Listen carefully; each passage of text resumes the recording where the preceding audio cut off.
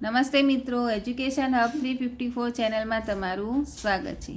તો આજે આપણે શીખીશું ધોરણ 6ની ગણિતની પાઠ્યપુસ્તકનું ચેપ્ટર 4 ભૂમિતિના પાયાના ખ્યાલો, એનું સ્વાધ્યાય 4.3। તો એનો પહેલો પ્રશ્નથી શરૂઆત કરીએ કે બાજુમાં આપેલી આકૃતિ પરથી ખૂણા લખો। તો અહીંયા એક ચતુષ્કોણની આકૃતિ દર્શાવી છે, એમાંથી આપણે ખૂણા શોધવાના છે। તો એમાં અહીંયા 4 ખૂણા આપણને જોઈ શકીએ છીએ। તો એ ચારેય ખૂણાના નામ આપણે લખવાના। ખૂણો એ, ખૂણાની નિશાની દર્શાવવાની, ખૂણો એ, ખૂણો બી, ખૂણો સી અને ખૂણો ડી। હવે બીજો પ્રશ્ન છે કે બાજુમાં આપેલી આકૃતિ પરથી માંગેલા બિંદુઓ લખો। તો અહીંયા એક આકૃતિ આપી છે, એના ઉપરથી આપણે અહીંયાથી બિંદુઓના જવાબ શોધવાના છે કે ખૂણો DOE નું અંદરનું બિંદુ। તો અહીંયા ખૂણો DOE શોધ્યો આપણે। આ એક ખૂણો છે, DOE છે, એની અંદરનો ભાગ આ છે। તો અંદરનું બિંદુ કયું થયું? બિંદુ એ। ત્યારબાદ બીજી રકમ છે ખૂણો EOFના બહારના બિંદુ। તો સૌથી પહેલાં ખૂણો EO અને F શોધ્યો। તો આ EOF છે, તો એના બહારના બિંદુ કયા થશે? તો બિંદુ C। ત્યારબાદ ખૂણો EOF પરના બિંદુ।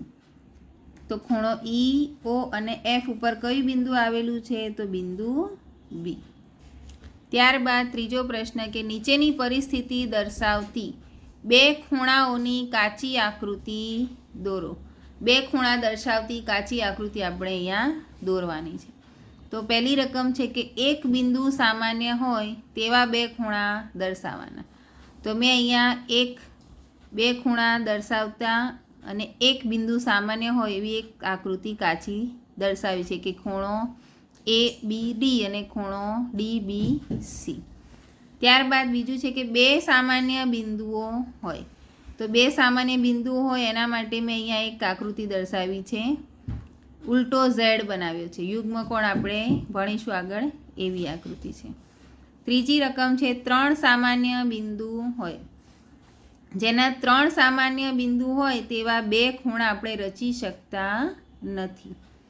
ત્યારબાદ ડી છે કે 4 સામાન્ય બિંદુ હોય।